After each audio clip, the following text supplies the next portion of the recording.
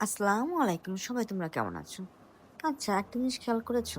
আমরা যখনই বাইরে ঘুরতে যাই, ২ জন যায়, ৩ জন যায়, ৪ জন যায়, হোয়াটএভার। তখন কিন্তু সারাদিন ঘোরাফেরা, ছবি তোলা বা কিংবা খাওয়া এগুলো নিয়ে সময় কেটে যায়। কিন্তু চায়ের দোকানে যখন যাওয়া হয়, চা অর্ডার করা থেকে শুরু করে একটা অন্যরকম শান্তি মনে কাজ করে। চাটা কখন পাবো? তারপর বসে চায়ে চুমুক দেওয়া আর বিভিন্ন বিষয়ে কথা বলা, আড্ডা দেওয়া। ওই আড্ডাটার মধ্যে না অন্যরকম একটা ভালোবাসা থাকে। চা খাচ্ছি আর আড্ডা দিচ্ছি। তাই না বলো? দোকানে কি সুন্দর মানি প্লান্ট গাছগুলো ঝুলিয়ে রাখছে।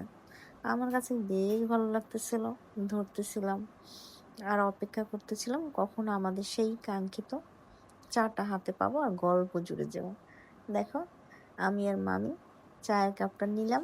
সুন্দর করে দেখতেছি একদম ঘ্রাণটা যেন অন্যরকম একটা কাজ করতেছে। আর ক্লিপ নিতেছি, চুমুক দিচ্ছি।